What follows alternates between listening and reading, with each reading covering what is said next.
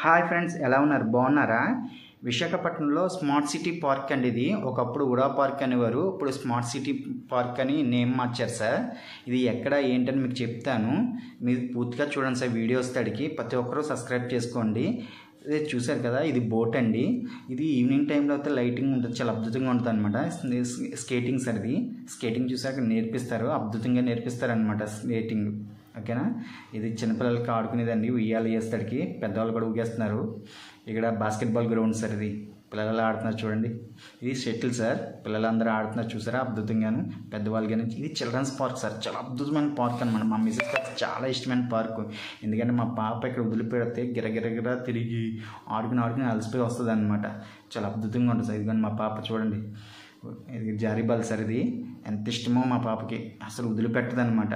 చూడండి ఎలా ఉందో, అద్భుతంగా ఉంది కదా పార్కు. తిరిగినంతసేపు కూడా అలసట కూడా ఉండదు సార్. ఇది బోట్ షికార్ అనమాట. బోట్ షికార్ సార్ చాలా అద్భుతంగా ఉంటుంది. ఈ చివరి నుంచి ఆ చివరి దాకా తిరిగి వస్తాం అనమాట. చూడండి ఎంత అద్భుతంగా ఉంటుంది. మేము కూడా చేసాం సార్ బోట్ షికార్, తిరిగి వచ్చామన్నమాట. తర్వాత వీడియో తీస్తున్నాను మీకు. ఓకేనా, చూడండి బాగుంది కదా బోట్ షికారు. ఇది పిల్లలు ఆడుకోవడానికి సార్, పిల్లలు ఆడుకోవడానికి బాల్స్ కానీ ఇవన్నీ ఉంటాయన్నమాట. ఈ బీచ్లో సార్, స్మార్ట్ సిటీ పార్క్లో వస్తాడికి బీచ్లో కూడా వెళ్ళొచ్చు అనమాట. నేను ఇదే ఫస్ట్ టైం చూడడం బీచ్లో కూడా. మేము వెళ్ళాము బీచ్లో, ఎంత ఆనందంగా ఆడుకున్నామో, నిజంగా అద్భుతం అనమాట. నేను, మా మిస్సెస్, మా పాప, మా మరదలు కూడా వచ్చింది సార్. దాదాపు 2 గంటలు 3 గంటలు బీచ్లోనే ఆడుకున్నాం సార్. చాలాసేపు ఆడుకుని డ్యాన్సులు చేసి గిరగిర తిరిగామన్నమాట. నిజంగానే అక్కడున్న కొండరాయలు చూసారా, నిజంగా అద్భుతం అనమాట. ఆ కెరటాలు కానీ అవి కానీ చూసినంతసేపు కూడా చాలా అద్భుతం అనిపించింది నిజంగానే. సరే, నేను ఇక్కడ విషయం ఏంటంటే, నాకు మొన్నటిదాకా కూడా మన లైట్ హౌస్ ఎక్కడుందో తెలుసు నాకు నిజంగాను.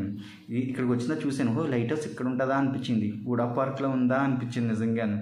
ఓకేనా, చూసి నేనే ఆశ్చర్యపోయాను సార్. చూడండి అలా ఆడుకుంటున్నాము మేము. ఇదంతా ఆడుకుని మళ్ళీ లోపలికి వెళ్ళాము సార్. పార్క్ లోపలికి వెళ్ళి చూసాం అనమాట.